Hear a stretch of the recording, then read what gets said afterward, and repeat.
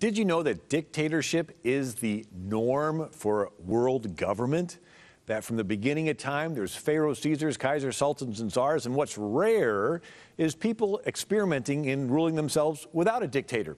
And the first well-recorded example was Israel, right? 12 tribes that worked together, and they did not have a king for 200 years. They were ruled by judges who could be raised up at any time from any tribe, and then once they're done fighting the enemy, they would sort of go back to their lives.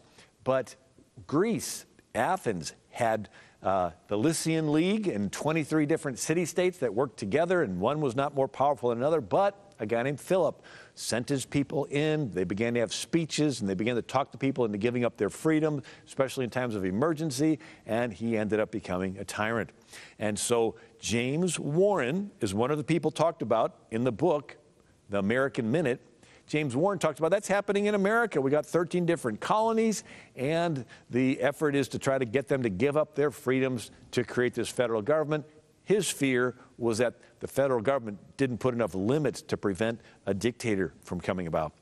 So James Warren talks about mad ambition of a mind ready to sacrifice humanity for its gratification.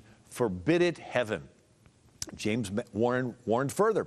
Let the youth of America, instead of indulging in rapturous admiration for the modern superficial speechifiers, in other words, okay, youth, don't be swayed by somebody that can give a good speech, a superficial speechifier in favor of an American monarchy. So somebody that gives a really good speech, says, hey, give me all the power, I'll take care of anything. He says, rather than your youth being swayed by these speechifiers of an American monarchy, let them examine the principles of the late glorious revolution.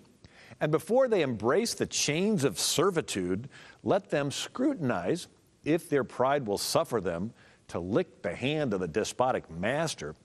And James Warren says, let him be stigmatized with the odium of the base betrayer of the rights of his country. Though he may artfully have obtained an election, okay, this guy gets elected, but he says, let the old patriots come forward. And instead of secretly wrapping up their opinions within their own breasts, and in other words, say there and yell at the television set, he says, let them lift up their voice like a trumpet and show this people their folly and impending danger. That's James Warren, one of the leaders of our country. He was the president of the Massachusetts Provincial Congress.